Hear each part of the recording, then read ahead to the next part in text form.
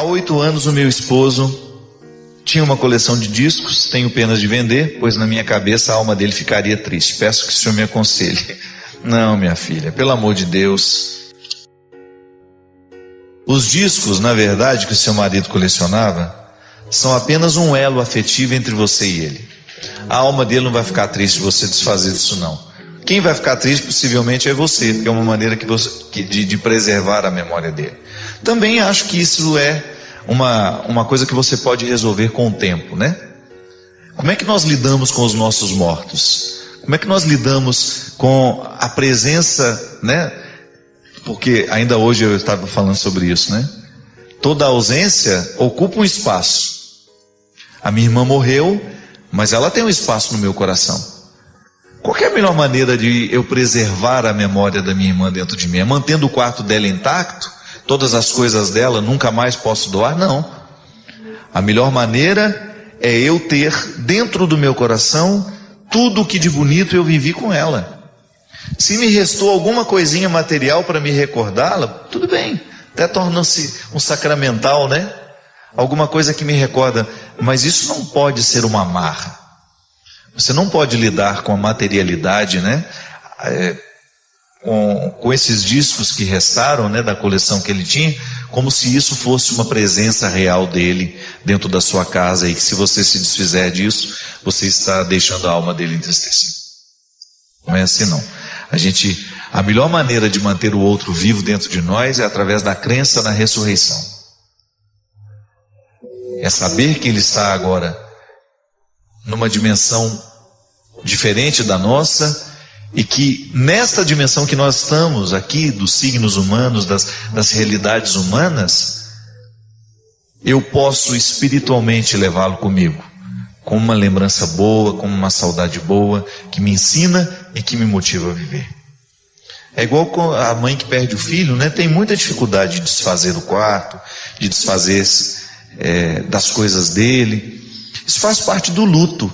Chega um momento em que isso é necessário para a gente fechar o ciclo do sofrimento, né?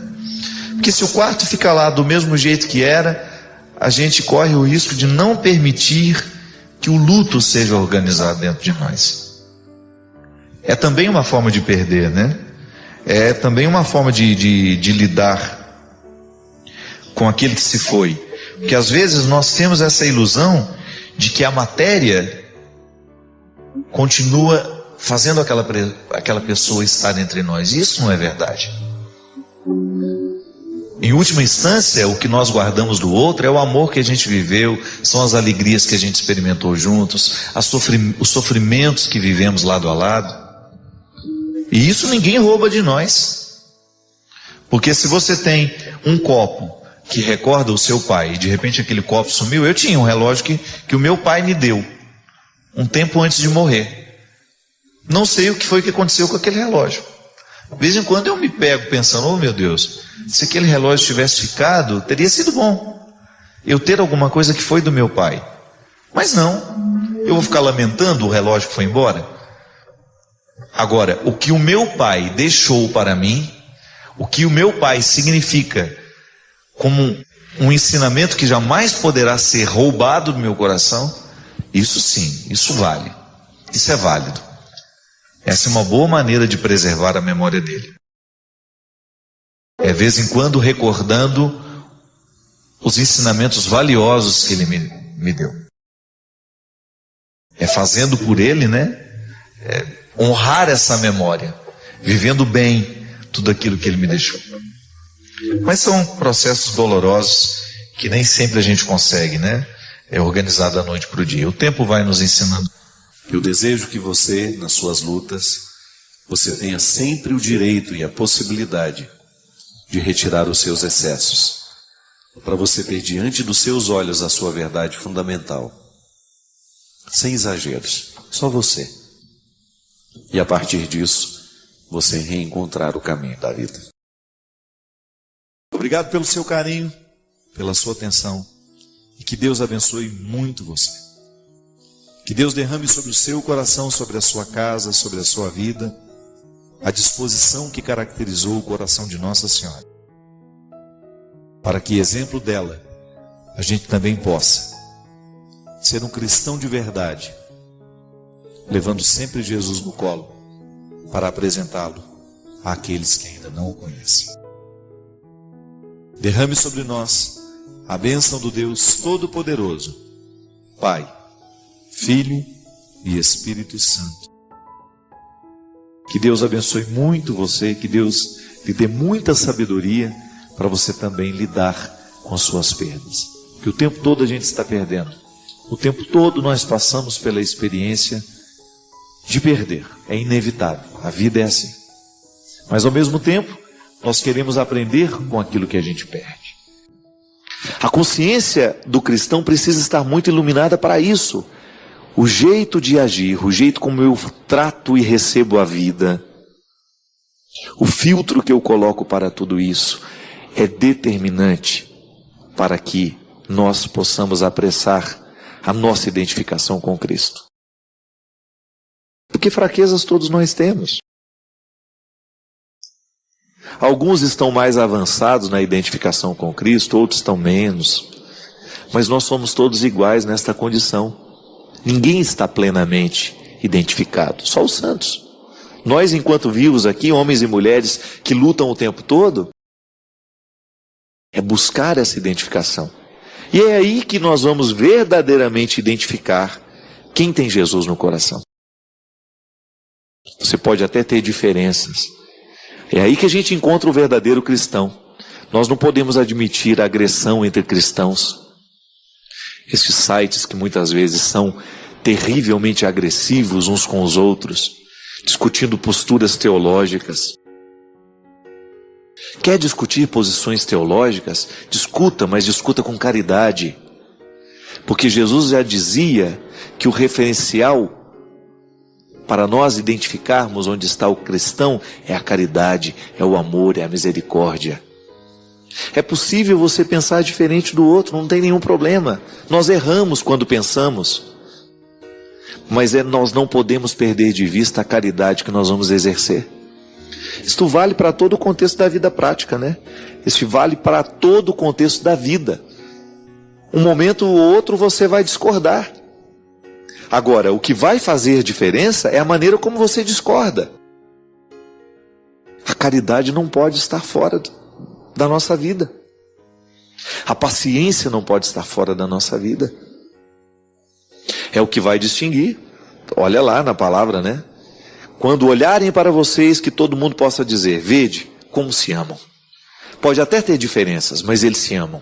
Eles se protegem. Eles se resguardam. Eles vão fazer de tudo para preservarem aquilo que existe mais sagrado. Outro dia eu recebi uma carta linda de um padre que não concorda absolutamente nada com o meu jeito de fazer as coisas. Me fez críticas muito grandes. Só que tinha um detalhe. A carta dele era respeitosa do início ao fim. Sabe o que eu identifiquei? Esse padre verdadeiramente tem Deus no coração. Eu achei bonito porque em muitos momentos ele fala: Padre Fábio, admiro isso, admiro aquilo no seu ministério. Agora, cuidado para isso, cuidado para aquilo. Só que tinha uma coisa: as suas palavras estavam costuradas pela caridade.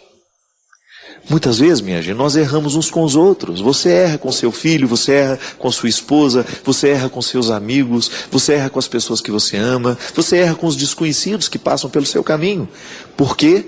Você esqueceu de costurar as suas palavras na bainha da caridade, no amor, na misericórdia.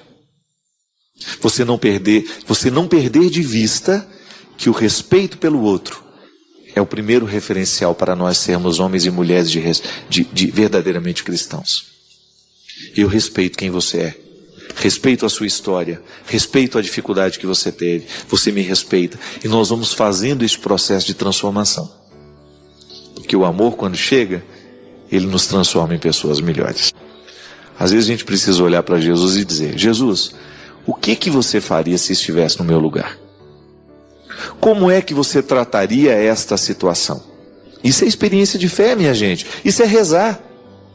Quando você começa a olhar para a situação que você tem, pensar: como é que eu vou agir com essa pessoa? Aí o referencial de conversão entra. Será que Jesus agiria da mesma forma? O que eu vou dizer para aquela pessoa? Aí entra o referencial de conversão. Será que Jesus diria isso também? Como é que eu vou administrar essa situação agora? Aí você pensa, será que Jesus administraria do mesmo jeito? Esse é o referencial. Você não tem outro referencial senão o Cristo. É por isso que você não pode se apegar a mim. Eu não sou seu Salvador, eu não sou seu crucificado. Pelo amor de Deus, não sou e não quero ser. Eu sou apenas um padre da igreja, assim como nós temos tantos outros que fazem o mesmo papel que eu. O padre que está lá no interior do Sergipe agora, trabalhando na sua paróquia, na sua comunidade, ele tem a mesma missão que eu. A única coisa é que às vezes nós estamos em espaços diferentes na atuação desta missão. Ninguém é maior que o outro, não. Nós estamos apenas em ambientes diferentes. O padre lá no interior do Ceará, o bispo lá no interior do Ceará, o bispo lá no interior da Paraíba, ele é o responsável por apressar a vida, a identificação dessas pessoas que ele comanda lá com seu trabalho, com seu pastoreio, com a pessoa de Jesus.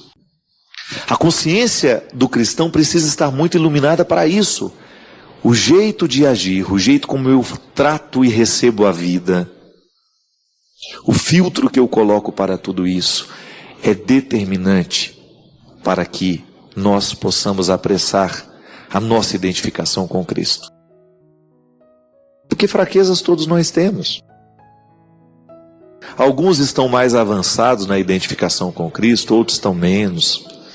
Mas nós somos todos iguais nesta condição. Ninguém está plenamente identificado, só os santos. Nós, enquanto vivos aqui, homens e mulheres que lutam o tempo todo, é buscar essa identificação. E é aí que nós vamos verdadeiramente identificar quem tem Jesus no coração. Você pode até ter diferenças. É aí que a gente encontra o verdadeiro cristão. Nós não podemos admitir agressão entre cristãos. Esses sites que muitas vezes são terrivelmente agressivos uns com os outros, discutindo posturas teológicas. Quer discutir posições teológicas? Discuta, mas discuta com caridade. Porque Jesus já dizia que o referencial para nós identificarmos onde está o cristão é a caridade, é o amor, é a misericórdia. É possível você pensar diferente do outro, não tem nenhum problema. Nós erramos quando pensamos. Mas nós não podemos perder de vista a caridade que nós vamos exercer. Isto vale para todo o contexto da vida prática, né? Isso vale para todo o contexto da vida. Um momento ou outro você vai discordar. Agora, o que vai fazer diferença é a maneira como você discorda. A caridade não pode estar fora da nossa vida. A paciência não pode estar fora da nossa vida. É o que vai distinguir. Olha lá na palavra, né? Quando olharem para vocês, que todo mundo possa dizer: vede como se amam. Pode até ter diferenças, mas eles se amam. Eles se protegem. Eles se resguardam. Eles vão fazer de tudo para preservarem aquilo que existe mais sagrado. Outro dia eu recebi uma carta linda de um padre que não concorda absolutamente nada com o meu jeito de fazer as coisas. Me fez críticas muito grandes. Só que tinha um detalhe. A carta dele era respeitosa do início ao fim. Sabe o que eu identifiquei? Esse padre verdadeiramente tem Deus no coração. Eu achei bonito porque em muitos momentos ele fala: Padre Fábio, admiro isso, admiro aquilo no seu ministério. Agora, cuidado para isso, cuidado para aquilo. Só que tinha uma coisa: as suas palavras estavam costuradas pela caridade. Muitas vezes, minha gente, nós erramos uns com os outros. Você erra com seu filho, você erra com sua esposa, você erra com seus amigos, você erra com as pessoas que você ama, você erra com os desconhecidos que passam pelo seu caminho. Por quê? Você esqueceu de costurar as suas palavras na bainha da caridade, no amor, na misericórdia. Você não perder de vista que o respeito pelo outro é o primeiro referencial para nós sermos homens e mulheres de verdadeiramente cristãos. Eu respeito quem você é, respeito a sua história, respeito a dificuldade que você teve, você me respeita, e nós vamos fazendo esse processo de transformação. Porque o amor, quando chega, ele nos transforma em pessoas melhores. Às vezes a gente precisa olhar para Jesus e dizer: Jesus, o que você faria se estivesse no meu lugar? Como é que você trataria esta situação? Isso é experiência de fé, minha gente. Isso é rezar. Quando você começa a olhar para a situação que você tem, pensar: como é que eu vou agir com essa pessoa? Aí o referencial de conversão entra. Será que Jesus agiria da mesma forma? O que eu vou dizer para aquela pessoa? Aí entra o referencial de conversão. Será que Jesus diria isso também? Como é que eu vou administrar essa situação agora? Aí você pensa: será que Jesus administraria do mesmo jeito? Esse é o referencial. Você não tem outro referencial senão o Cristo.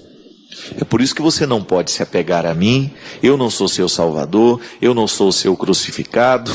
Pelo amor de Deus, não sou e não quero ser. Eu sou apenas um padre da igreja, assim como nós temos tantos outros que fazem o mesmo papel que eu.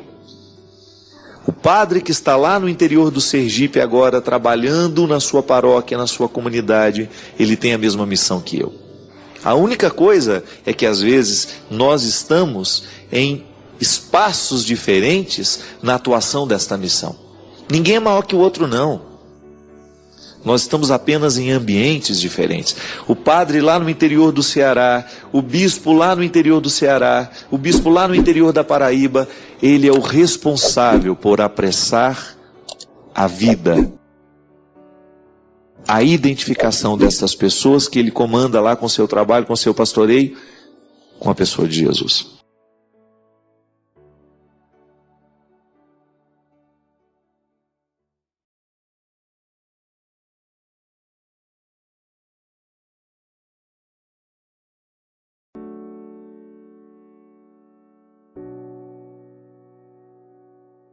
Essa música da Ziza marcou a vida de muitos nós. Fala dessa ação do Espírito. Aliás, ele tem uma função específica na Trindade, que é nos santificar. E santificar significa abrir os caminhos na nossa alma para que a gente tenha condições de chegar ao entendimento daquilo que humanamente nem sempre nós somos capazes de compreender. Você experimenta isso na sua vida diariamente. Às vezes você precisa conviver um longo tempo com uma realidade para poder entendê-la. A vida no Espírito apressa esse entendimento. Não é que fica mais fácil não, viu? Não caia na ilusão, né, Ziza? Não fica mais fácil. Não caia na ilusão de que Deus facilita as coisas para nós, porque não. Ele é Pai. E Pai que ama vai fazer questão que seu filho enfrente as questões como elas merecem e precisam ser enfrentadas. Mas Ele dá a certeza da sua presença. E o Espírito é esse condutor que vai fazendo com que a nossa alma fique cada vez mais atenta para perceber a realidade e interferir nela. Que é tão interessante, minha gente. Se você vai olhar as pessoas que estão realizadas e aparentemente felizes, não só aparentemente, quando você percebe que aquela pessoa é feliz, você não tem ideia do tanto que essa pessoa precisou investigar-se ao longo do processo para ela ser quem é. Quantas picadas ela precisou abrir na alma. Quantos caminhos tortuosos ela precisou andar. É porque às vezes a gente vê o resultado final e não tem ideia do processo. O Espírito Santo é que vai dando essa condição a gente. Uma vida no Espírito é uma vida sem dúvida refletida, esmiuçada no dia a dia. Quanto mais eu invoco e tenho essa presença do Espírito Santo na minha vida, maior será a minha capacidade de entender. E Jesus tem um discurso que não é fácil de entender à primeira vista, porque ele é contraditório. Ele está reunido com os amigos e também uma multidão que o acompanhava. Uma região bonita de Jerusalém, ali perto de Cafarnaum, um lugar de muitos milagres, está perto do lago da Galileia, também chamado de Mar da Galileia, lugar onde ele fez muitos amigos. Nós chamamos esse sermão de o Sermão da Montanha, que é longo, mas eu vou pegar um trecho em que ele faz uma junção de frases com um poder de transformação, mas que requer muito entendimento, porque elas são aparentemente contraditórias. Vendo as multidões, Jesus subiu o monte e sentou-se. Os discípulos aproximaram-se dele e ele começou a ensinar. Felizes os pobres no espírito, porque deles é o reino dos céus. Felizes os que choram, porque serão consolados. Felizes os mansos, porque receberão a terra em herança. Felizes os que têm fome e sede de justiça, porque serão saciados. Felizes os misericordiosos, porque alcançarão misericórdia. Felizes os puros no coração, porque verão a Deus. Felizes os que promovem a paz, porque serão chamados filhos de Deus. Felizes os perseguidos por causa da justiça, porque deles é o reino dos céus. Felizes sois vós, quando vos injuriarem, perseguirem, e mentindo disserem todo mal contra vós por causa de mim. Alegrai-vos e exultai, porque grande é a vossa recompensa nos céus. Pois foi deste modo que perseguiram os profetas que vieram antes de vós. Essa palavra é da nossa salvação. Glória a vós, Senhor. E aí, você já acostumou a ser perseguida, caluniada e achar isso bom? Oh, meu Deus. Tem nada mais desconfortável do que essas bem-aventuranças, né? No momento que você está vivendo a perseguição, ali você, pode ser que você nunca tenha enfrentado isso, você nunca tenha passado fome, mas quando você vê esse discurso aparentemente contraditório, como é desconfortável viver a primeira frase da bem-aventurança? Qual é a primeira mesmo? Não, sempre nessa sequência de duas. Bem-aventurados, felizes os que choram, porque Sim. serão consolados. Na hora que a gente está chorando é difícil demais. É difícil, mas eu acho que se a gente tem uma postura rasa diante da vida, a gente nunca vai chegar na outra frase. Porque a gente só vai ficar no primeiro verbo, a gente só vai ficar naquele movimento perigoso de olhar só pra gente mesmo e sem subir, né?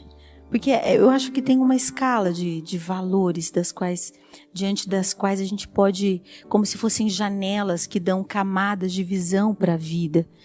E se a gente fica só na camada da dor e do incômodo, é uma camada quase instintiva, é uma visão quase que só instintiva da vida. A gente precisa subir. Você disse que era o Espírito que nos dava a compreensão exata das coisas e que era através dele que a luz se acende para a nossa compreensão. E a gente tem essa tendência, às vezes, de proteger o que a gente tem de instintivo, né? Eu não quero sentir dor, eu não quero ser violento para me defender, eu não quero sofrer, eu não quero ser privado de nada, porque eu estou protegendo meus instintos mesmo, tudo que é quase que sobrevivente em mim. Mas eu não sou chamada a ser uma sobrevivente. É mais uma que isso. sobrevivente, não sobrevivente. Isso é o lindo do Evangelho, eu acho. Acho que essa é a proposta desafiadora do Cristo, da pessoa intrigante dele, provocante, no sentido de nunca nos convidar para um lugar de mesmice, mas sempre de um crédito. Ziza, sabe o que eu fico pensando?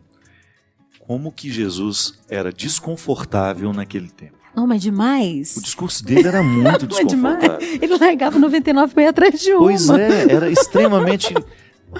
Eu acho que se eu escutasse Jesus lá naquele tempo, eu não iria atrás dele. Eu acho que eu teria medo. As minhas resistências me colocariam assim, esse cara é louco. Perdeu o juízo. Né? Perdeu o juízo, olha o que ele está fazendo dentro do A templo. misericórdia é um discurso assim... extremamente porque se a gente for pensar desafiadora, assim, né? Deus me perdoa de tudo. Ele me perdoa de tudo. Se você for a fundo e cavar mesmo essa frase dentro da gente mesmo, ela muda a nossa vida inteira. Claro. E mesmo porque te coloca numa necessidade de ter o mesmo comportamento, e não é fácil. Não é fácil. Você exercer misericórdia, você colocar o outro dentro do seu coração no momento que você não quer nem por perto, muito menos dentro do coração. É um convite de um domínio próprio muito forte. Só quem tem esse domínio próprio. De uma maturidade, né, espiritual, psicológica. Afetiva. Uma né? força psicológica. Eu acho que o evangelho é muito integrador. Se a gente busca viver, ele vem com ele não só uma realidade espiritual, mas uma integração psicológica poderosa, uma cura imensa. Eu acho muito desafiador só essa pagininha. Se a gente conseguisse viver só esse trechinho das bem-aventuranças. Você sabe que eu tive um padre que foi meu professor de exegese no mestrado. Ele dizia assim, olha, se nós perdêssemos todas as Sagradas Escrituras que existem no mundo, se não nos restasse nenhuma Bíblia mais, e a gente tivesse apenas as bem-aventuranças, nós teríamos ali o coração do Evangelho. Nós poderíamos passar a nossa vida inteira somente tentando entrar no coração desta proposta. Ficar em paz quando falam mal de mim. Você já imaginou isso? Tanto que é difícil, né? Não, quando a gente sente aquela dor nas costas, assim, a flechinha que veio de alguém querido, de alguém amado, mesmo que seja sem querer, mas essa história de ser maldito, né? De alguém disse algo mal sobre mim, injustamente, e eu preciso dar a volta e enxergar sobre a ótica daquela pessoa, entender o erro dela e agir na misericórdia e ainda ser capaz de entender e de abrir espaço porque ela pode fazer de novo. Não está curado. Não é? Isso que é intrigante, porque não é uma vez só. O programa que eu gravei mais cedo aqui, antes de você chegar, eu falava justamente disso. Que quando a gente está na dinâmica do perdão, você tem que estar muito curado para perdoar, porque você está trabalhando com a possibilidade de que aquilo aconteça novamente. E que o perdão, ele será sempre essa água que nós resolvemos derramar sobre as mãos no momento em que alguém vem e nos segura com as mãos sujas. Mas outra pessoa pode passar, ou até mesmo aquela pode voltar com as mãos sujas e pegar novamente. Quando a gente perdoa, é bem essa história assim de eu não tenho garantia nenhuma do outro, eu só tenho de mim mesmo, né? E olha lá. E olha lá. E olha lá. Porque é um convite sempre de novo, de novo, de novo. O perdão é muito desafiador, é um peso que a gente tira da gente mesmo. Mas eu não escolhi esse texto hoje por acaso. A Ziza, no ano passado, ela teve a oportunidade de gravar no Teatro Municipal de São Paulo, o primeiro DVD da história dela, na carreira dela. E quando vi Ziza entrando lá no palco, eu fui tomado por uma emoção muito grande. E confesso que revisitei essa emoção quando tive a oportunidade de assistir nessa semana o DVD lá na minha casa. Quando eu vi essa menina que tem 1 metro, e quanto você tem de altura? 1,57. Ela tem 1,57. Parecendo ter 3 metros de altura quando entrou no palco, porque é impressionante como você estava grandiosa naquele dia. Sem perder a sua ternura, a sua singeleza. O Maninho estava sentado do meu lado, eu comentei com ele, nossa, parece que essa mulher tem 3 metros de altura. Por causa dos gestos, por causa da maneira como ela canta, como ela se expressa, e aquela alma que não cabe dentro dela. Ziza, eu fiquei pensando, meu Deus do céu, quantas bem-aventuranças essa menina precisou viver para ter o direito de cantar assim. Para ter o direito de estar neste palco desta forma. Eu sei que a sua vida nunca foi fácil. Eu sei que você precisou lidar com aquilo que há de mais doloroso na experiência humana. A rejeição, o abandono. Por mais que os nossos pais nos amem, de vez em quando eles nos abandonam sem perceber que estão abandonando. E eu fiquei vendo, Ziza, que a verdade que há nesse DVD, e você que tiver a oportunidade de ver como eu vi, não perca, não perca. Porque vai te tocar a alma com muita intensidade. Eu tive uma convicção de que estes segredos que você resolveu contar são tão sagrados, que a gente não pode aprendê-los de uma vez só. A gente precisa de muito tempo para mergulhar no coração de cada letra, de cada confissão. Porque isso é muito confessional, não é? Isso é em primeira pessoa. É inteiro confessional. Você lembra que o padre falou que você só cantava em primeira pessoa? Menina que canta no umbigo, lembra? Mas isso chegou de maneira tão comunitária, porque é tão fascinante quando você vê uma pessoa cantando em primeira pessoa e aquele teatro todo cantando junto, dizendo, olha, nós somos você também. Nós estamos congregados. Foi tão emocionante. Lindo. Você sabe que foi uma das coisas que eu observei e pensei, gente, esse teatro sabia cantar tudo. Tudo. Todas as músicas. Todas as músicas. E tinha música que eu não sabia. Eu fiquei um pouco chateado com aquilo. Na hora que eu olhei pro lado, as pessoas cantando umas músicas que eu pensei, onde eu andava quando essa menina fez essa música? Foi emocionante, né? Foi emocionante ouvir aquele teatro todo e realmente eu acho que as bem-aventuranças foram a minha beleza daquele dia.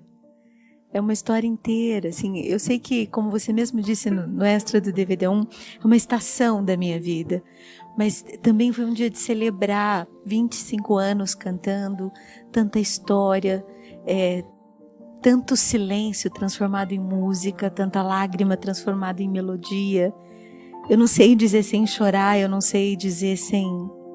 Acho que eu não vou saber dizer em nenhum momento o que foi aquele dia, o que está gravado. É que eu acho tão bom quando eu assisto e penso, meu Deus, que bom que isso foi filmado, que bom que isso deu certo, que bom que o Hugo existe, que bom que a Canção Nova topou essa aventura. Parceria, né? Que bom que a oficina existe há tempo de ter vivido isso. Que bom que deu tanto trabalho, tanta discussão, porque está tudo aí, né? Que bom. Foi lapidado mesmo. Que bom, assim, eu fico muito feliz, muito tocada quando eu assisto, eu me encolho.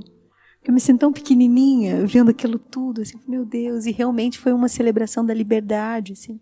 Me senti livre, me senti feliz demais da conta, tive medo de nada. Todo mundo me perguntava assim, você não ficou nervosa? Eu falei, não fiquei. E ao mesmo tempo, uma intensidade, ter você lá, ter o maninho lá, ter minha família, olhar para os meus pais. Foi tão bonitinho ver sua mãe. Bonitinho a expressão demais. dela. Bonitinho demais. Eu lembrei dela naquela noite lá em Umuarama, a primeira vez que eu lhe vi cantando ao vivo, ela lá de fora, vendendo CDs lá na banca. Que coisa linda sua mãe. Sempre muito companheira, né? Sempre muito fiel. É uma vitória dela, né? Um DVD dela. Fia, meu bem, filho. Fia? Oi, Fio. Ela chama a gente assim, a mãe da Ziza é uma baiana que parece mineira, né? É mineira que parece baiana. Não, é o contrário. É mineira que parece baiana. É Fia. Meu pai filho. Que é baiano. Seu pai que é baiano. A mistura é do pai, é verdade.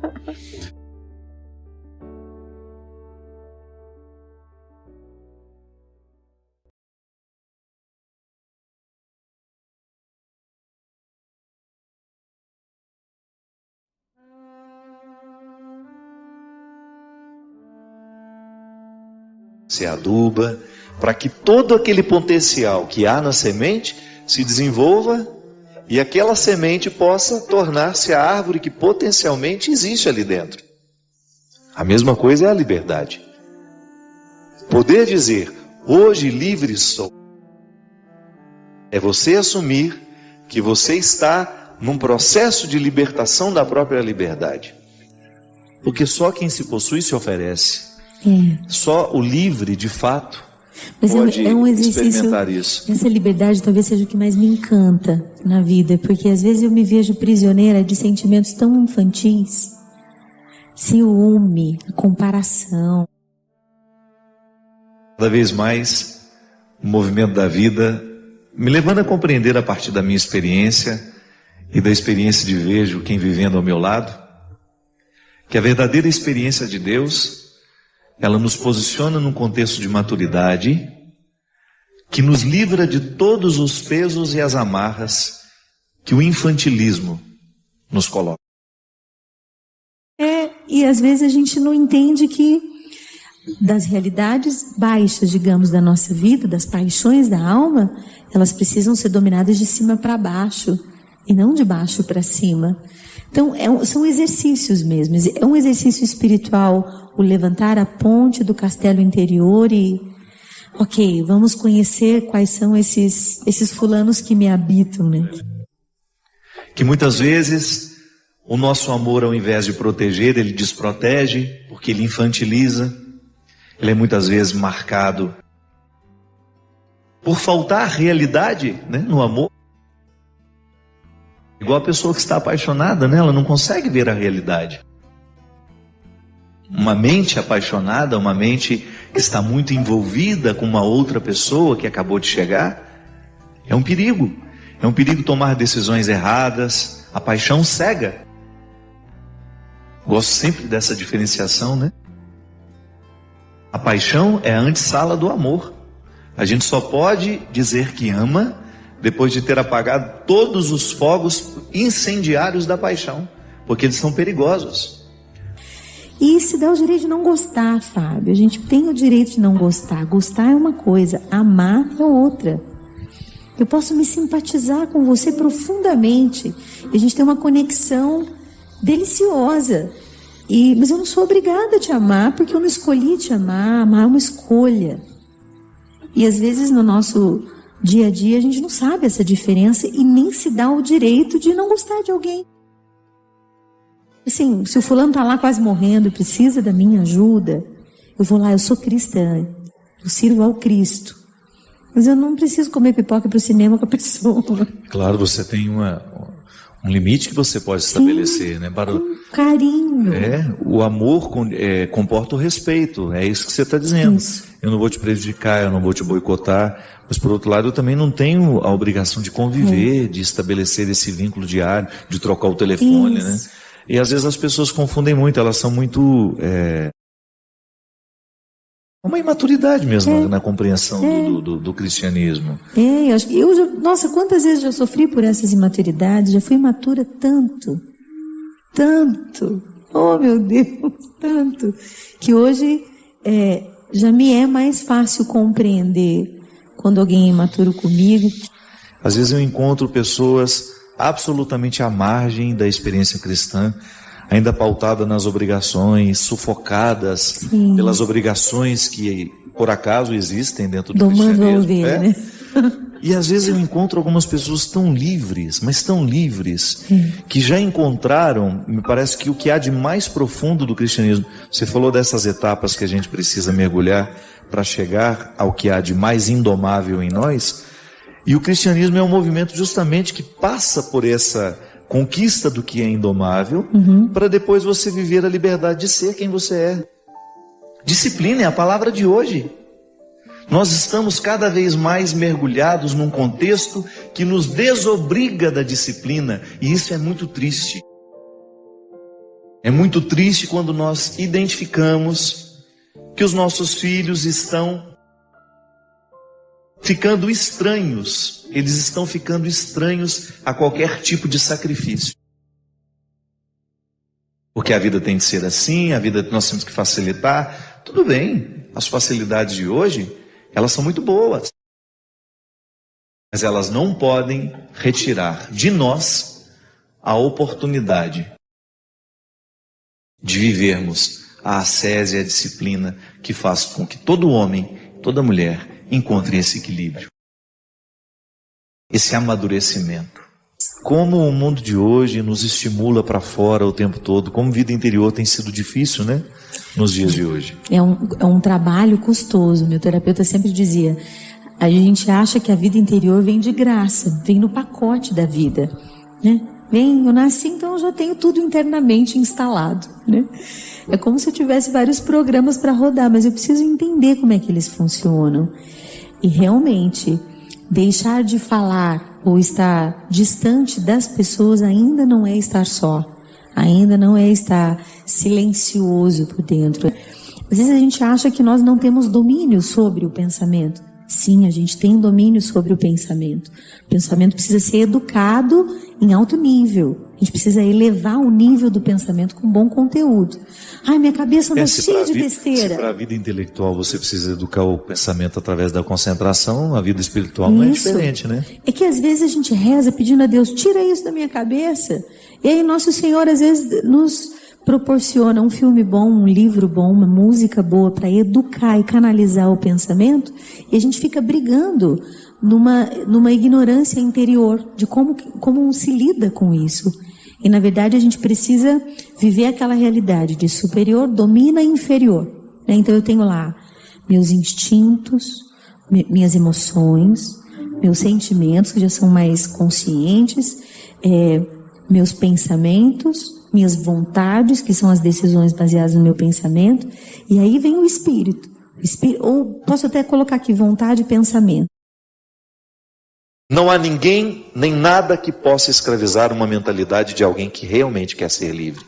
É igual naquele filme, Um Sonho de Liberdade, quando aquele homem passou tantos dias na solitária, preso ali. Quando ele saiu de lá, perguntaram, como é que você suportou ficar lá? Ele falou, foi tranquilo, eu ouvi música o tempo todo. Aí o outro disse, mas como? Lá nem música existe? Elas estão todas na minha cabeça. É aqui. É na cabeça que a gente é libertado. É por isso que é aqui que Deus acontece. Quando Deus entra na minha mentalidade, quando Deus modifica o meu jeito de olhar para mim, o meu jeito de olhar para o mundo, Ele vai modificar naturalmente o meu jeito de olhar para aqueles que estão ao meu lado. Ele vai modificar o jeito como eu olho para as minhas restrições, para as minhas perdas. E aí, outro destino não há a ser buscado, a ser conquistado, a ser experimentado. Às vezes nós ficamos muito medrosos, nós temos muito receio de dizer para o outro que o outro está sendo excessivo. Às vezes nós temos, e na hora que você vai fazer isso, você faz do jeito errado. A palavra certa, quando é dita no momento certo, e o outro acatando também, porque você também não tem a obrigação de ficar falando a vida inteira aquilo que você já disse uma vez, e a obrigação é ele acatar, porque a vida é dele. A partir do momento que você identifica que no seu território você quer estabelecer esse limite, é direito seu, e o outro tem que acatar sim. E a partir do momento que a gente lida com um pouco mais de verdade, a gente dá a oportunidade ao crescimento do relacionamento. Às vezes a gente sofre demais porque a gente não sabe ser honestos. E é difícil mesmo. Eu sei que não é fácil você estabelecer os limites do território, não é? Às vezes o outro invade demais. É engraçado, né? A gente que é público, o tempo todo a pessoa tenta invadir meu território, a pessoa dá palpite no meu óculos, gente. Faz com carinho? Pode ser. Eu vou usar o óculos que eu quero. Eu vou usar a roupa que eu quero, não é verdade? Você já ouviu isso? Às vezes a pessoa se sente no direito de passar um e-mail longo para você, dizendo que você não deve usar. Me desculpe. O outro dá palpite demais na sua vida, você sofre isso. Eu sei que você sofre. Eu não estou falando de uma coisa que é privilégio meu, não. As pessoas têm que entenderem que até na comunicação escrita, no e-mail ou na palavra, na carta, tem limite. Que o outro só pode ultrapassar se você deu a ela esse direito. Existem intimidades que isso é questão de educação, que nós precisamos retomar. As pessoas estão muito deselegantes, como diz Ana Anhembeck. E deselegância, é verdade. Nós somos deselegantes demais quando nós damos palpite naquilo que a gente não foi chamado. Os relacionamentos, muitas vezes, dentro da nossa casa, entre os amigos, são assim. As pessoas estão invasivas demais. Nós estamos numa época em que a comunicação é fácil.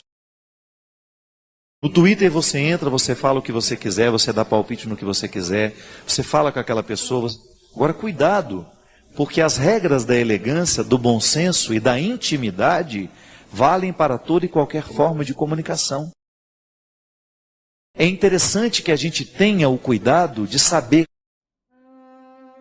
o que eu vou dizer para aquela pessoa. Eu tenho direito. Ela me deu liberdade para isso.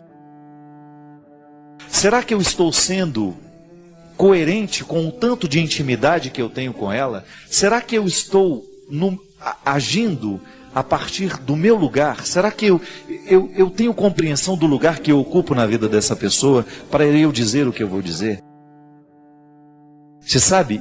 E às vezes o contrário também acontece.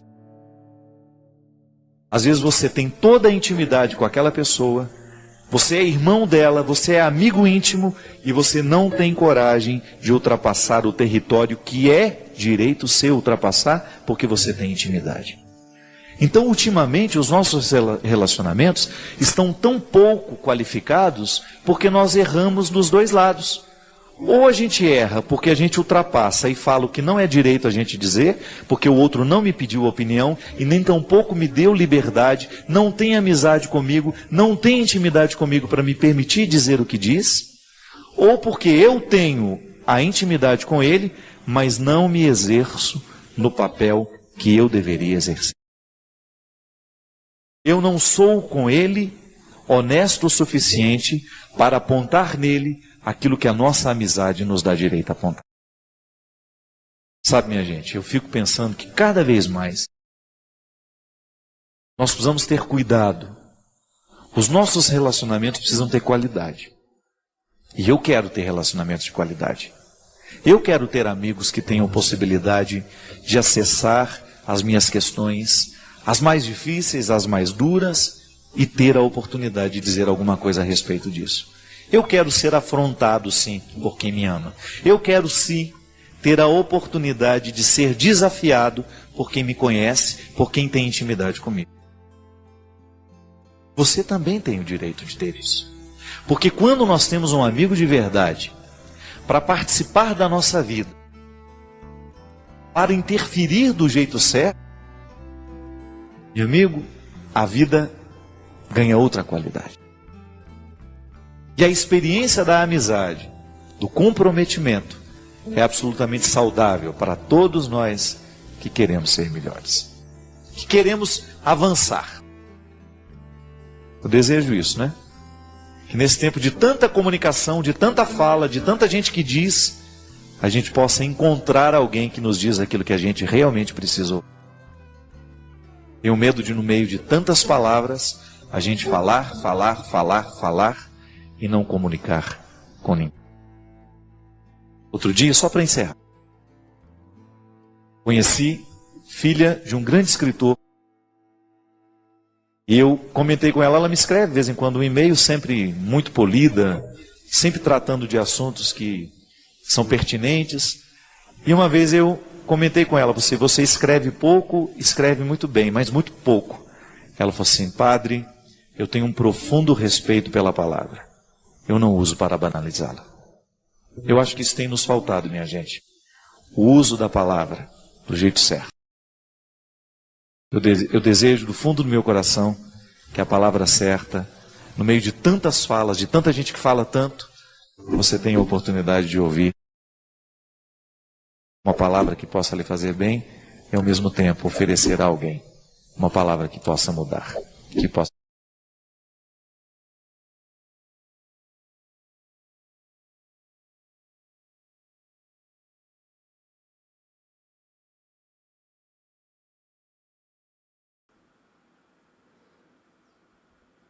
Meu amigo, minha amiga, você acabou de terminar um vídeo inteiro.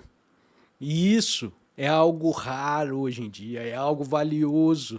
Esse tipo de conteúdo não é algo popular. Então, escreve aí de onde você está nos ouvindo e se quiser, continue com a gente. Tem mais conteúdo nos links da descrição e, claro, né? Inscreve-se se quiser fazer parte disso. Valeu? Um grande abraço a todos e até o próximo vídeo. Tchau, tchau.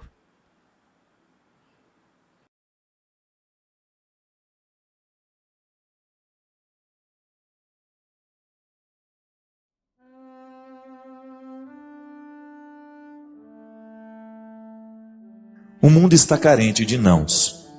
Vejo que cada vez mais os pais e professores morrem de medo de dizer não às crianças. Mulheres ainda têm medo de dizer não aos maridos.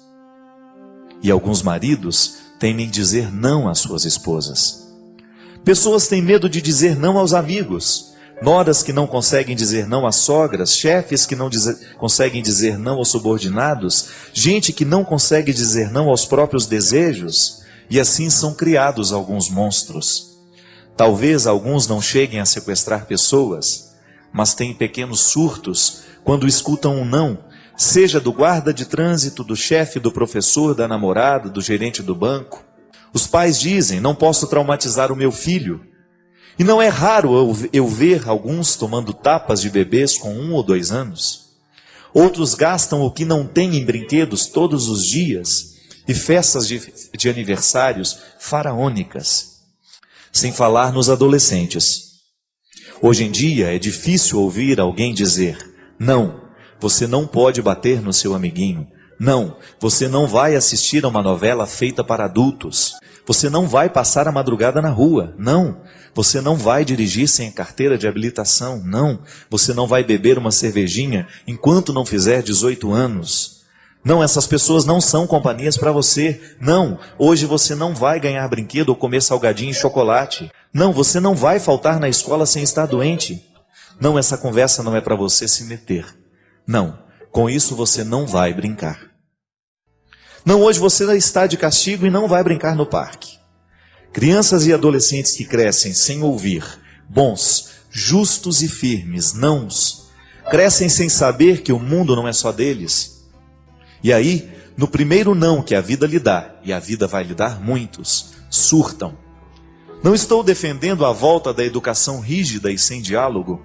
Pelo contrário, eu acredito piamente que crianças e adolescentes tratados com amor real, sem culpa, tranquilo e livre, conseguem perfeitamente entender uma sanção do pai ou da mãe, intuem que o amor dos adultos pelas crianças não é só prazer, mas é também responsabilidade. E quem ouve uns nãos de vez em quando, também aprende a dizê-los quando é preciso. Acaba aprendendo que é importante dizer não a algumas pessoas que tentam abusar de nós de diversas maneiras, com respeito e firmeza, mesmo que sejam pessoas que nos amem. O não protege, o não ensina, o não prepara. Por mais que seja difícil, eu tento dizer não aos seres humanos que cruzam o meu caminho quando acredito que é hora. E tento respeitar também os nãos que recebo. Nem sempre consigo, mas tento. Acredito que é aí que está a verdadeira prova de amor. E é também aí que está a solução para a violência cada vez mais desmedida e absurda nos nossos dias.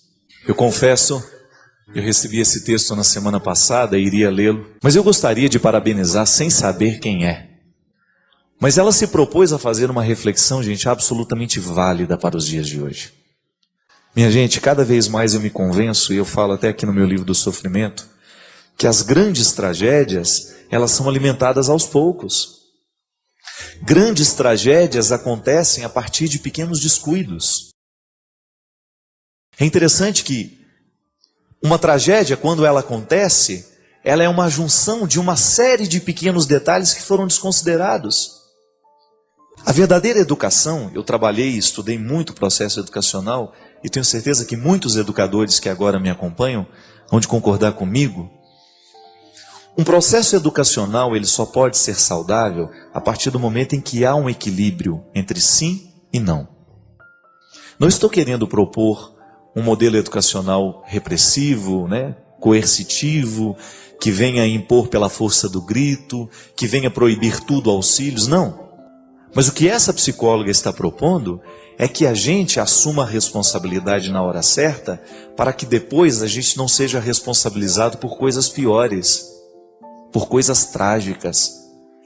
Hoje, minha gente, o grande desafio nosso como pais e mães, como educadores, como pessoas que de alguma forma têm a possibilidade de interferir no processo social, é a gente educar as pessoas para o limite, para a situação em que todos nós teremos que enfrentar, em que a vida vai nos oferecer um não. Nós não podemos encontrar uma pessoa que foi feliz e que foi realizada, que só encontrou sim pela vida, muito pelo contrário. Aliás, eu acredito que uma pessoa ela vai se tornando interessante à medida em que ela vai conseguindo vencer as adversidades que encontra. Ninguém nasce pronto.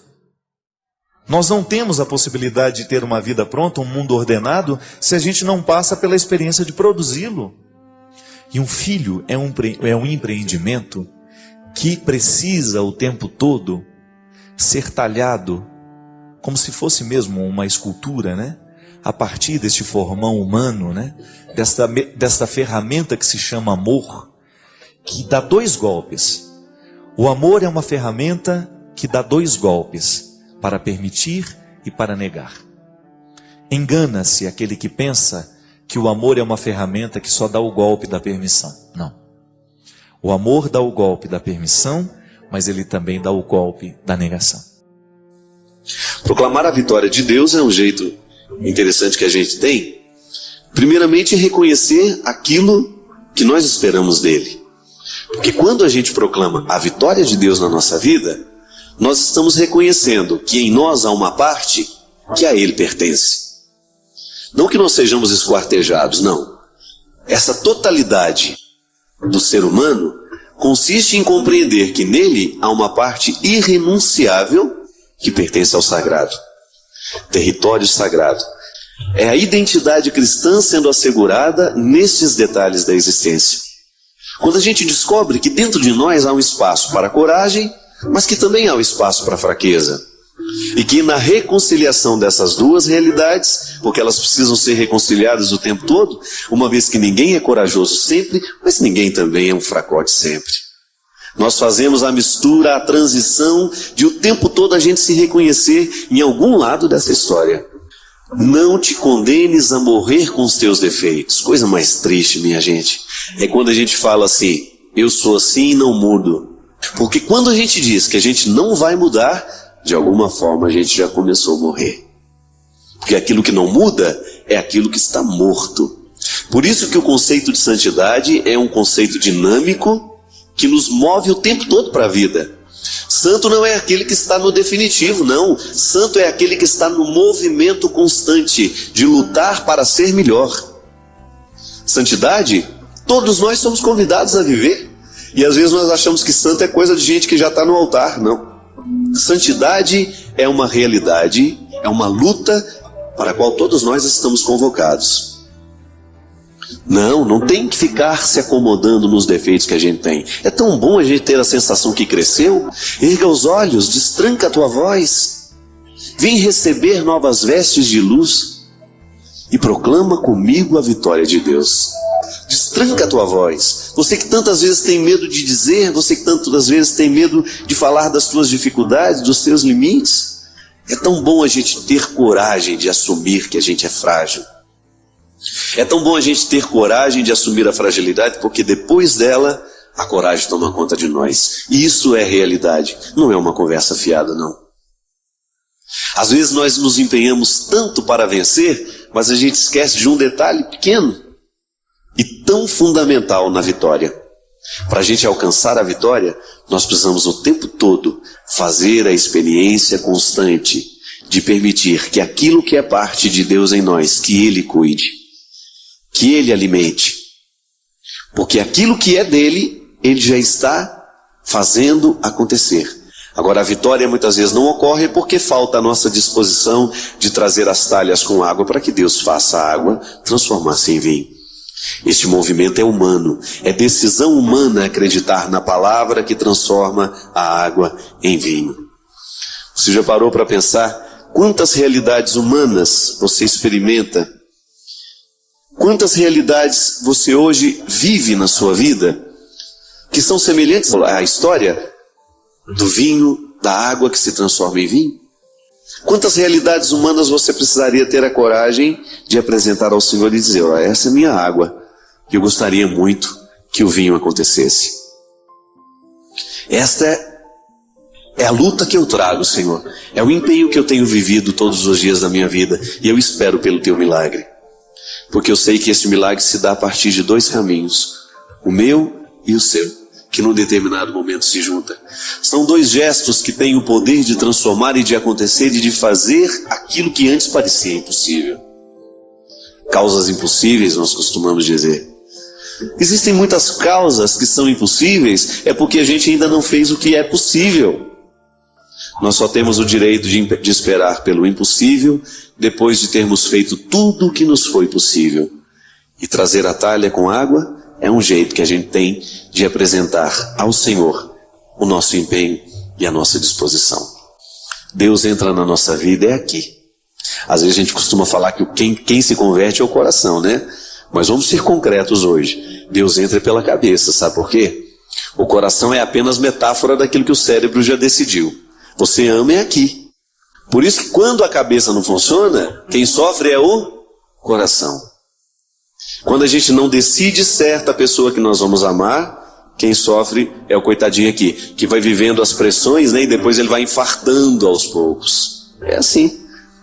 Deus acontece na nossa cabeça. Por isso que os gregos tinham uma expressão muito interessante que pertence ao contexto da filosofia, que uma pessoa está de fato modificada é depois que aconteceu nela a metanoia. Sabe o que significa metanoia? Mudança de mentalidade. Aquilo que antes girava para a direita, agora gira para a esquerda. Isso é conversão. O nosso raciocínio conseguiu englobar algumas realidades que antes ele não englobava. Aí a gente pensa com mais amplitude. E às vezes as coisas vão mal na nossa vida porque falta visão mesmo. Falta a gente pensar diferente.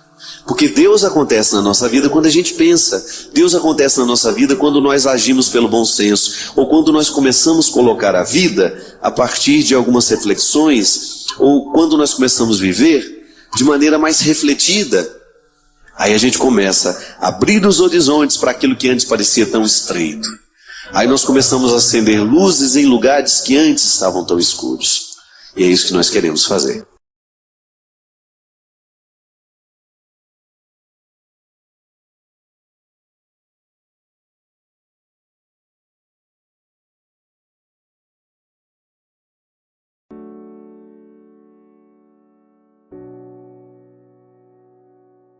Padre, há 2 meses que eu estou numa depressão profunda, que eu não tenho vontade de sair do meu quarto. E eu perguntei: minha filha, mas qual a razão de tanta dor, de tanto sofrimento? Qual a razão de você se trancar dentro do seu quarto? E ela me disse assim: nós descobrimos, padre, que o meu pai, ele tem poucos meses de vida.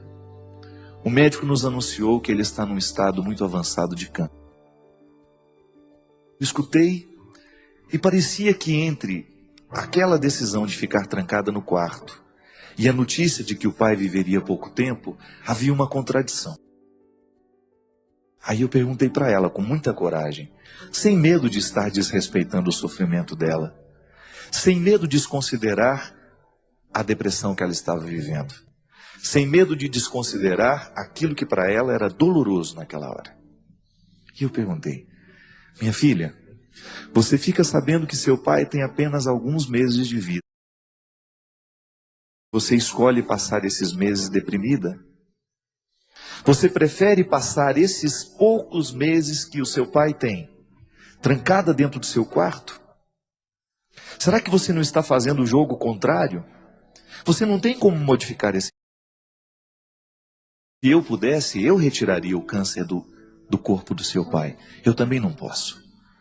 Mas você pode tirar o câncer de você. Esse que você não tem fisicamente, mas que você está permitindo que tome conta da sua alma. Você não tem um câncer detectável em exames, mas você está permitindo que a repercussão da enfermidade do seu pai lhe deixe mais enferma do que ele. Será que você não pensa na possibilidade de viver bem esses últimos tempos ao lado de seu pai, sendo a melhor filha do mundo? Ou dando a ele, quem sabe, a segurança que ele precisa nessa hora? Seu pai não precisa de uma filha deprimida ao lado dele. Seu pai está precisando de uma filha que o ajude a enfrentar o sofrimento. A mim parece, no mínimo, o egoísmo de sua parte, fechar-se no seu quarto, esquecer do sofrimento da família e acrescentar um a mais. É hora de reagir. Você não tem como mudar o quadro, mas você pode mudar a moldura. Você não tem como modificar a cena final, mas eu tenho certeza que você tem possibilidades de estabelecer agora um jeito diferente de interpretar isso. Ao invés de pensar na sua dor, no seu sofrimento, olha para o seu pai e vai ajudá-lo a viver esta hora. Esteja do lado dele em todos os momentos. E vá viver, vá viajar, Vá levar o seu pai para ver o que ele gosta. Vá levar o seu pai à medida das possibilidades dele para estar com as pessoas que ele ama. Tire mais tempo da sua vida para estar do lado dele. E ao invés de ficar trancada dentro do seu quarto, lamentando de maneira antecipada a morte do seu pai, vá celebrar a vida que ainda resta. Ao invés de ficar antecipando o velório do seu pai, a tristeza que será, que vai vir, que vai ser inevitável, ao invés de ficar antecipando toda essa tragédia, vá descobrir um significado para a vida nesta hora. Ela me olhou assustada, mas parece que acordou.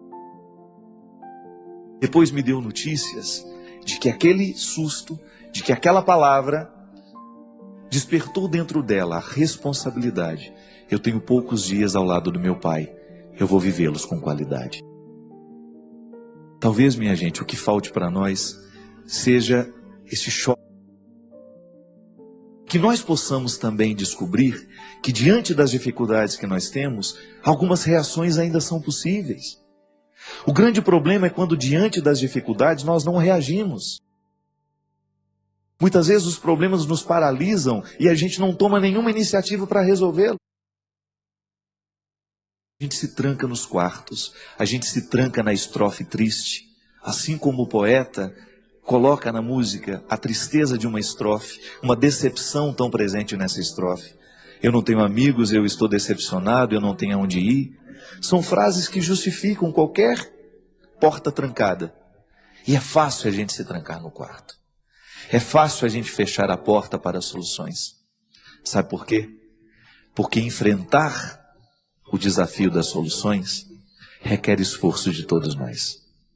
Trancar a porta, fechar-se no egoísmo e dizer eu não estou aqui para ninguém, é muito fácil. Agora você abrir a porta, enfrentar a doença do pai, enfrentar o fim, enfrentar as situações que virão de tudo isso, isso dá trabalho. E eu sei que na possibilidade de fecharmos a porta, será muito mais fácil fechar. Nós vamos nos apoiar nesta fechadura e vamos nos esquecer do resto. Mas e aí? Depois que morre, depois que termina. Eu sempre digo, minha gente, que a nossa vida, ela é sempre qualificada a partir de dois sentimentos muito comuns dentro de nós. Ou nós temos saudades boas do que a gente viveu, ou nós temos remorso.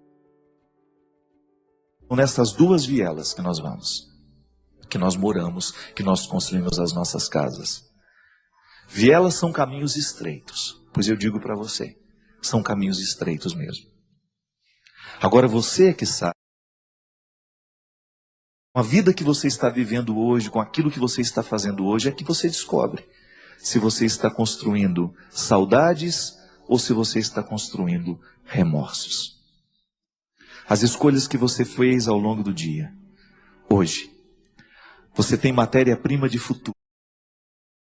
Tudo que você escolheu, tudo que você falou, tudo que você viu, tudo que você desejou, tudo que você fez. Isto é matéria-prima que um dia vai virar saudade boa de se lembrar, ou vai virar remorso. A menina, diante da incapacidade de lidar com a morte do pai, ela estava criando futuros remorsos. Porque depois que o pai morresse, certamente ele ia lamentar muito tempo que ela perdeu. Ela ia perder oportunidades preciosas de estar ao lado dele. Coisas que depois da morte você não tem mais como. Só na eternidade. Mas essa eternidade demora para chegar, porque a nossa vida aqui, nós não sabemos quanto tempo nós vamos ter. E a qualidade da nossa vida na terra depende dessas escolhas que nós fazemos. Derrame sobre nós a bênção do Deus Todo-Poderoso, Ele que é Pai, Filho e Espírito Santo. Amém. O que era o elan vital na filosofia de Bergson? Era justamente aquele elemento da vida que dá a liga, que faz com que eu não perca a vontade de eu não fique desanimado de existir. Porque é pesado viver, gente. Dá um trabalho danado ser quem a gente é. Eu vivo os meus pesos, você vive os seus. E aí, se a gente não tem esse elan vital, a gente vai sucumbir à primeira crítica que ocorrer, primeira situação desagradável que a gente tiver que enfrentar. E é assim que nós vamos reestabelecendo este elan vital, e a gente vai agregando sempre mais valores para que este elan vital seja sempre sustentador. Viktor Frankl dizia que para alguém dar conta da vida, ela precisa ter um sentido. E esse sentido pode estar localizado em várias situações. Eu posso ter no sentido da minha vida uma meta futura. De repente eu estou estudando e eu quero ser médico. Ser médico é um sentido para eu acordar cedo todos os dias, vencer as dificuldades da faculdade, vencer as lutas que eu preciso estabelecer todos os dias, porque não é fácil a gente alcançar metas. Metas estarão sempre envolvidas em distâncias, estarão sempre perpassadas por dificuldades. Aí eu descubro o assombro da metafísica, eu descubro o elan vital da filosofia de Bergson, e eu descubro o sentido da vida de Viktor Frankl. Várias explicações para uma mesma coisa. E na verdade, no momento que a gente está vivendo, a gente nem precisa da compreensão teórica da filosofia. O que a gente precisa mesmo é da coragem para que esta filosofia se encarne na nossa existência.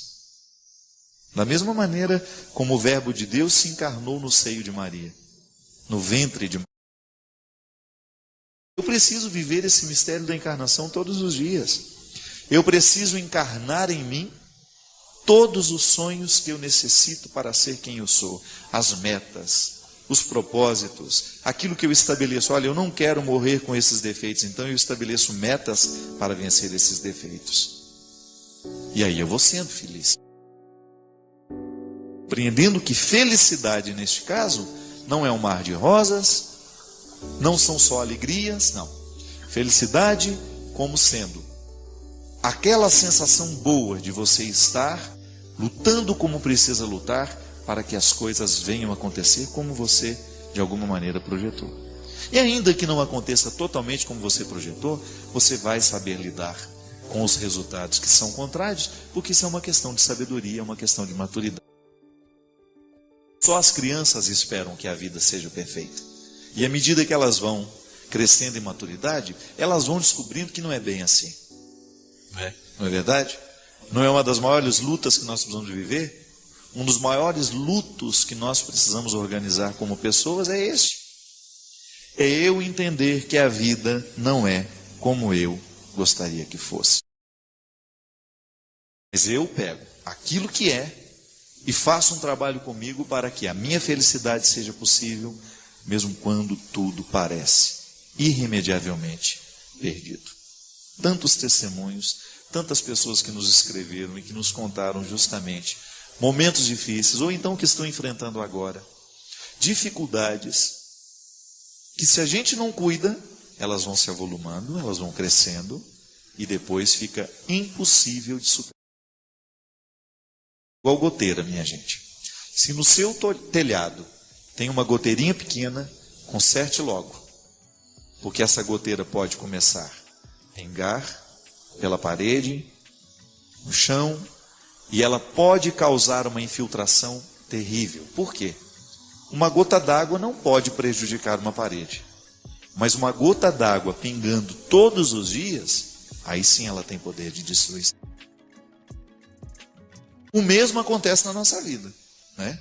De vez em quando a gente vai permitindo que as pequenas gotas do ressentimento, da mágoa, do ódio, do desajuste afetivo, isso vai pingando dentro de nós, até nos nossos relacionamentos, né? Se a gente não corrige todos os dias aquilo que está errado entre nós, a gente corre o risco de depois não ter mais remédio, porque a gente permitiu que a gota fosse minando, fosse impregnando e prejudicando a estrutura. Uma casa terá que ser demolida se ela foi prejudicada na sua estrutura. Se a parede está feia, você entra dentro de uma casa, às vezes está tudo tão sujo, né? Mas se a base, se a estrutura está bem cuidada, não tem problema nenhum. mesma coisa somos nós. A gente também precisa passar por esse processo de transformação todos os dias, né? de análise. Poderíamos usar um termo da psicologia, por que não? Fazer a análise é o quê? É você perceber onde é que está pingando. E o que está pingando. Para que você possa ter uma ação efetiva. Que tenha a possibilidade de modificar, que tenha a possibilidade de transformar aquilo que está lhe incomodando. Porque cá entre nós, a vida é muito boa para que a gente venha perder goteiras, não é verdade?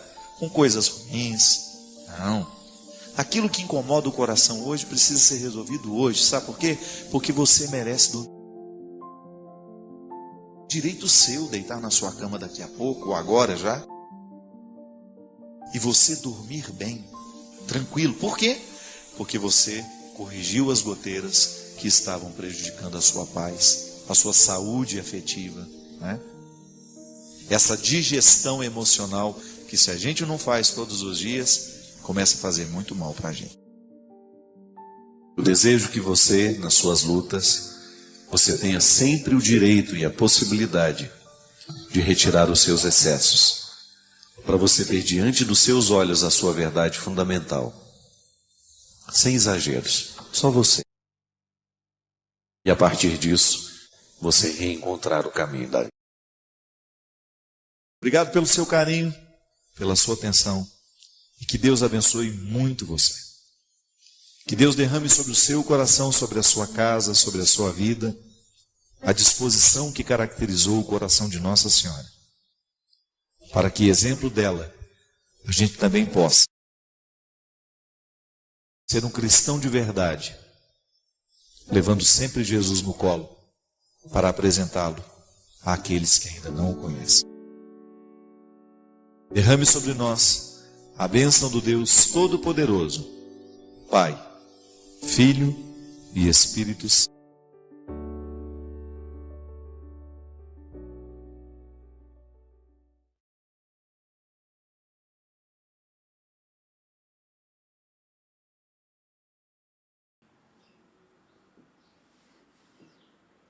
Se você ficou até o fim, é porque algo aí dentro de você escutou e queria escutar essa mensagem. Comenta aí a cidade onde você nos vê, envie esse vídeo para alguém que vai entender o que você sentiu.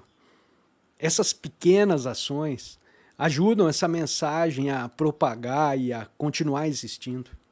E óbvio que aquele joinha também ajuda, né? Então, um grande abraço a todos e até o próximo vídeo. Tchau, tchau.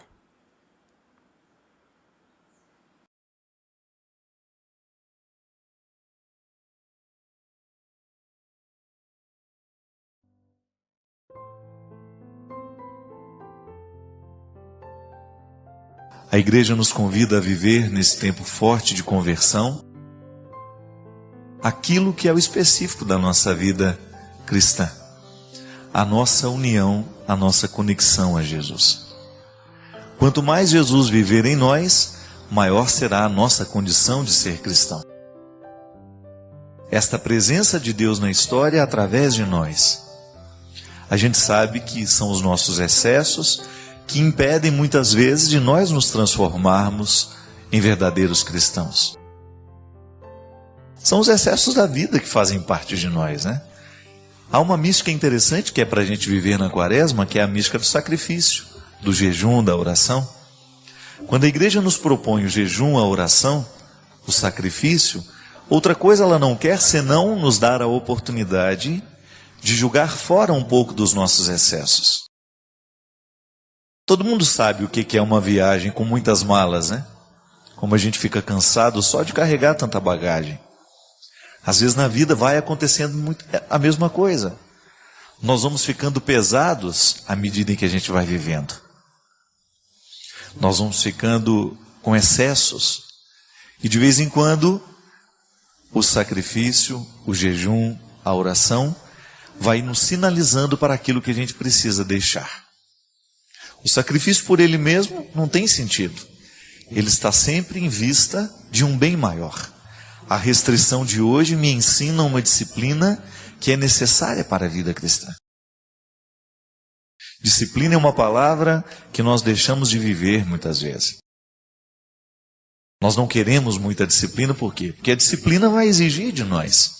Se você se compromete a ter uma regularidade, se você, por exemplo, se você se compromete a dormir um pouco mais cedo, você vai ver que você vai ter que fazer sacrifício, porque nós somos estimulados demais para a gente ficar acordado até tarde. E a disciplina de dormir cedo, ela faz bem demais ao coração, ela faz bem demais à saúde, você vai ter um coração mais saudável. Os médicos nos ensinam que muitos problemas cardíacos estão diretamente ligados à falta de sono. O estresse, a depressão, nascem muitas vezes de um jeito irregular de viver. Veja bem que na quaresma a gente se exercita no sacrifício, mas isso deveria acompanhar a nossa vida toda. E a igreja é sábia quando ela nos propõe essas regras, esse jeito interessante de lapidar os excessos. Quaresma é um tempo de jogar fora um pouco dos nossos excessos. Jogar fora um pouco daquilo que está nos pesando, né? Eu me lembro que nós sempre tínhamos o hábito, quando terminava o ano, quando a gente ia mudar de série, né? Que a gente pegava os livros velhos que não iam ser mais usados na escola, a gente sempre dava um jeito de passar aquilo tudo para frente. Alguém vai precisar, e a minha mãe sempre nos ensinava isso. Esse livro você não precisa mais, então passe para quem você precisa, para que possa chegar o novo. Porque senão a gente não tem espaço na mochila, não tem espaço na bagagem para tanta coisa, não é verdade? Muitas vezes na nossa vida espiritual acontece a mesma coisa. Nós deixamos de receber a novidade é porque a gente insiste em manter os pés naquilo que é velho. O comportamento é a mesma coisa. Se a gente precisa ter uma nova postura diante da vida, nós precisamos dar um jeito de jogar fora aquela postura antiga, porque senão o novo não vai prevalecer. E a igreja nos ensina que nós temos todo um instrumental de vida cristã para nos ajudar a lapidar esses excessos. A Eucaristia, a presença real de Jesus, a oportunidade que nós temos de nos configurar ao Cristo, ao receber a Eucaristia em mim, eu me transformo naquilo que recebo. Isso é lindo. Jesus é vivo no meu coração toda vez que eu me aproximo do altar do sacrifício. A confissão, quando eu jogo os meus pecados fora, né? Quando eu conto para o sacerdote os pecados, os meus pesos, e dele recebo a absolvição, estou recebendo uma nova certidão de nascimento. É como se Deus tivesse me dado a oportunidade de nascer de novo. Todos os meus pecados estão absolvidos. E ali eu recebo uma oportunidade de vida nova. A oração, seja através da palavra, ou seja através das orações tradicionais, seja através da oração espontânea, são conexões que eu posso viver com o coração de Deus. Eu fico muito assim motivado a falar disso. Nós estamos cada vez mais deixando a palavra de Deus de lado, né? Não faz parte muitas vezes da nossa vida. Nossa vida corrida, nós não temos mais aquele tempo de parar, de refletir o evangelho do dia. Eu me recordo que no meu início de caminhada, esse era um hábito que eu gostava de ter todos os dias de manhã. Meditar o evangelho do dia. Não significa a meditação da missa, aquele momento da missa. Não, um momento à parte. Geralmente quando a gente vai para a missa, nós já temos que estar no clima do evangelho do dia. Gente, isso não custa nada. Às vezes 2 minutos são o suficiente para nós fazermos a leitura do evangelho. De manhãzinha, logo quando nós acordamos. Tomar o conhecimento com a palavra que a igreja elegeu para nortear todos os cristãos no mundo inteiro. Ao ler o evangelho do dia, você está em comunhão com toda a igreja do mundo. O mesmo evangelho que está sendo pronunciado aqui, que está sendo proclamado aqui, está sendo proclamado na Europa, na Ásia. Nós estamos em comunhão. E esta palavra de Deus é um referencial para a minha transformação. Qual é o nosso modelo de conversão? É Jesus. Jesus é o nosso referencial humano. É nele que nós prestamos atenção. Queremos ter um coração semelhante ao dele. E a melhor maneira de conhecê-lo é através da palavra. Toda a pregação da igreja gira em torno da palavra. Nós anunciamos Jesus vivo e ressuscitado. E um dos lugares em que nós temos esta ressurreição, esta presença viva, é a palavra. Então você vai ver que durante a quaresma você pode intensificar. Não significa que é só na quaresma. Na quaresma nós intensificamos essas oportunidades que Deus tem de entrar na nossa vida, de agir no nosso coração, de mudar o nosso jeito de ser. Você pode ter certeza que muita coisa vai ficar melhor na sua vida à medida que você permitir que Deus seja em você. Pode observar, minha gente. Geralmente os nossos sofrimentos nascem de regiões da nossa vida e do nosso coração onde Deus está ausente. Porque se Deus não preenche o espaço, nós vamos dar um jeito de preencher com aquilo que é humano, com aquilo que é frágil. E geralmente aquilo que é humano e frágil não nos sustenta durante muito tempo. Agora, aquilo que é humano e frágil, mas está sob o comando de Deus, este vai durar. Por quê? A bênção e a graça de Deus nos sustenta nessa hora. Eu continuo tendo todos os pecados do mundo, todos os limites do mundo, você também. Mas a certeza de que Deus está, que nós não nos perdemos de Deus, é que nos dá garantia para a gente não deixar de continuar. E a quaresma é esse tempo especial que a igreja nos chama, nos abre os olhos para aquilo que nós estamos deixando de lado.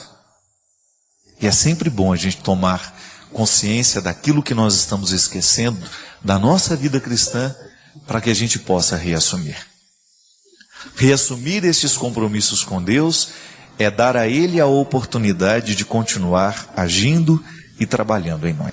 Lembrando que o que eu digo a você é para mim também. Eu não estou dando fórmulas prontas, mágicas, não. Tudo aquilo que nós pregamos, tudo aquilo que nós falamos aqui, a partir da vida das pessoas, a partir desta vida partilhada que nós temos aqui no programa de direção espiritual, é antes de tudo um exercício que eu também preciso viver. Todos nós estamos neste mesmo barco e precisamos colocar este barco em alto mar, porque é assim que Deus nos quer, navegando para águas cada vez mais profundas. Padre Fábio, Deus age sem que as pessoas peçam? Interessante a pergunta, né? Porque essa pergunta ela é bastante abrangente. Ela gira em torno de várias questões importantes que nós precisamos ter clareza na nossa vida de cristão. Você que é pai pode me ajudar a responder. Quando você ama o filho que você tem, e você percebe que ele está diante de uma necessidade, você espera o filho pedir? Como é que funciona o seu coração? Eu particularmente, sempre que eu tenho alguém do meu lado que está necessitando de alguma coisa, eu não espero pedir, porque às vezes a pessoa tem uma dificuldade danada de pedir. Quando se trata de oração, Deus nos atende o tempo todo, porque Deus não tem variações de vontade, minha gente. Isso é muito interessante. Às vezes o jeito como nós rezamos, de ficar pedindo a Deus as coisas, nos dá a impressão de que Deus é um velho caduco, que ele não sabe das necessidades do mundo, então a gente tem que ficar insistindo com ele. Oração não é isso. Oração não tem significado quando nós acreditamos que Deus é um velho caduco e que eu fico mostrando para ele o que é bom no mundo, o que precisa ser feito. É claro que nós temos o direito de pedir, mas Deus não atende mais, não atende menos quando nós pedimos ou não. O pedido, ele acalenta o coração. Mas o que faz a oração ter eficácia, a resolução, né, digamos assim, a solução do problema que eu apresento para Deus, ela só acontece no momento em que a graça de Deus, que sempre desejo de que o ser humano seja feliz, se encontra com um ser humano que verdadeiramente quer ser feliz. Pedir a Deus proteção, por exemplo. Eu peço a Deus que me proteja todos os dias, mas eu olho para os dois lados da rua antes de atravessá-la. Então, o pedido que eu faço está diretamente unido a uma responsabilidade que eu tenho de olhar para os dois lados, de não expor a minha vida ao risco, de não ficar fazendo nada que seja perigoso contra a minha vida. Agora, o grande problema, meu querido, é quando nós acreditamos que Deus obedece às nossas ordens. Eu, particularmente, tenho muito, mas muito receio com esse tipo de oração. Nós determinamos, Não, nós não determinamos nada. Nós pedimos. Se vai acontecer ou não, vai ser fruto do que Deus já nos concedeu com o encontro da vontade humana. Mesmo porque o jeito de rezar, ele pode gerar ateísmo. Se eu peço, por exemplo, para que Deus acabe com a fome na Somália, mas eu não faço nada para terminar a fome na Somália, Deus fica desmoralizado. Porque como é que Deus pode exterminar a fome de um povo, senão pela própria mobilização do povo? Ou daqueles governantes que são responsáveis por criar uma vida mais digna e mais humana para aquele país? Deus fica desmoralizado, porque a gente pede, a gente faz o nosso pedido, mas a gente não faz a nossa parte. Então, Deus faz sem que a gente peça? Faz. Deus está sempre atento para a necessidade humana. Nós pedimos é porque é bom formular o que a gente precisa. Mas ao formular o que a gente precisa, a gente não pode ter aquela sensação de que nós estamos dando ordens a Deus. Não. Ninguém tem autoridade para dar ordens a Deus. O que a gente faz, gente, é através de uma atitude humana determinar que a bondade de Deus encontrará lugar no nosso coração. É aquela velha história do bom samaritano. Aquele homem está caído, todo machucado, e Deus está ali do lado dele, esperando que alguém faça. Deus não tem como recolher o doente do chão. Deus tem como dar a saúde, mas aquela atitude de recolher o doente do chão, ela tem que ser humana. Passa um sacerdote, finge que não viu. Passa um levita, finge que não viu. Até que passa um samaritano. Passa um samaritano, ele se compadece e ele faz aquilo que Deus queria que o sacerdote fizesse, que o levita fizesse, mas que ninguém fez. E interessante que o dono da pensão também tem um papel primordial na solução do problema daquele que está caído. Outro dia eu estava vendo um professor dizendo, um professor de filosofia, que a quantia que ele deixa para pagar não é nada perto do que verdadeiramente custaria cuidar daquele doente. Então o samaritano, ele faz uma caridade, mas o dono da pensão está fazendo também. Porque o dono da pensão é que vai cuidar daquele rapaz que está ali caído. Então veja bem, não adianta eu ficar ajoelhado do lado do doente falando, oh meu Deus, cura a doença dessa criatura, se eu não pego e não levo ao médico. Então pedir não é o suficiente. Há uma ação, um desdobramento que nasce do pedido que eu faço. Cada vez que nós professamos a fé na providência de Deus, nós estamos professando também a fé na responsabilidade humana. E às vezes a oração que a gente escuta nos dá a impressão de que Deus é um velho caquético que não sabe de nada mais na vida. A gente fala, oh meu Deus, essa mulher tão boa, Jesus, cura o coração dela, cura ela dessa doença. Como se Jesus não soubesse que ela é uma pessoa boa, como se Jesus, né? Como se eu soubesse, Deus não. Então a gente tem que pedir, porque faz bem ao nosso coração. Mas no momento que a gente pede, a gente tem que se comprometer com a parte do milagre que só nós poderemos fazer. Então o meu pedido ele é mais honesto à medida em que eu viabilizo aquilo que eu peço. Faça a minha parte. É como você ir pedir ao seu pai o carro dele emprestado. Mas a gente espera que no mínimo você saiba dirigir. O que adianta o seu pai emprestar o carro se você não vai dirigir? Se você não tem competência para dirigir o carro? Então, cuidado com aquilo que você pede para Deus. Porque às vezes que aquilo que você pede para Deus não está acontecendo, é porque você ainda não tem competência o suficiente para fazer a sua parte. Você já prestou atenção que às vezes a gente pede a Deus para nos fazer paciente? Tem umas coisas que eu não ando pedindo mais não, viu? Porque Ele faz, Ele manda a situação. Eu de manhã de repente faço lá, meu Jesus, me ajuda a ser paciente. Aí tudo bem. Meia hora depois vem aquele... já entendeu tudo. Aquele chá de poejo, como diz lá em Minas Gerais. Uma pessoa quando é enjoada demais, a gente chama de chá de poejo. Você já tomou chá de poejo? Uma das piores coisas que tem no mundo, gente, de ruim. Não é, dona Ana? Ruim demais, chá de poejo. Então, quando você está com aquele chá de poejo, que mede 1 metro e pouco do seu lado, conversando fiado na sua cabeça, te enchendo o saco, né? Falando e conversando, e papapá, tirando a sua paz, aí você lembra que você rezou de manhã, pedindo a Deus que lhe desse paciência. Ô Jesus, me faz paciente. Mas ela não quer ser incomodada. Pô, como é que vai ficar paciente se não passar pela experiência de encontrar um chato no meio do caminho e ter paciência com o chato? Aí depois pede a Deus, ô meu Jesus, me faça generoso, tá certo? Mas aí você começa a esbarrar nos pobres toda hora. Ô, você podia me ajudar aqui? Às vezes nem é financeiramente não.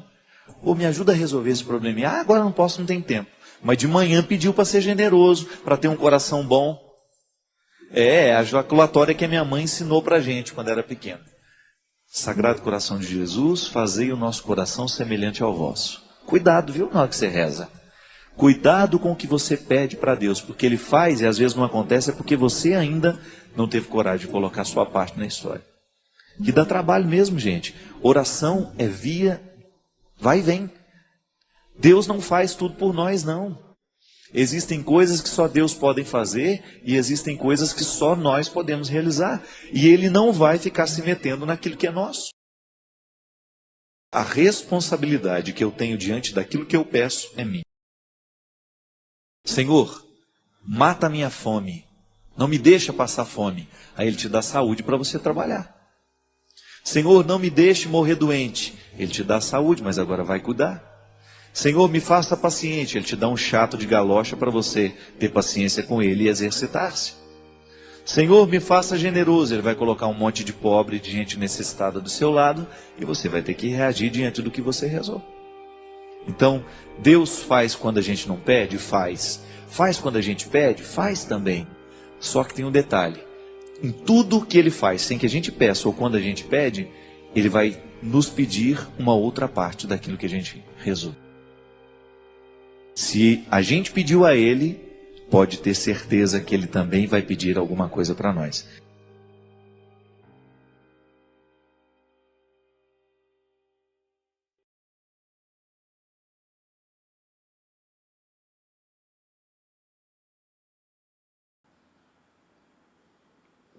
Se você chegou até aqui, é porque isso falou com você em algum nível. Comenta de onde você está ouvindo. Inscreva-se no canal, dá uma olhadinha nos links da descrição para ter mais reflexões. Porque, meu amigo, minha amiga, poucos fazem esse caminho até o fim. Valeu? Um grande abraço e até o próximo vídeo. Tchau, tchau.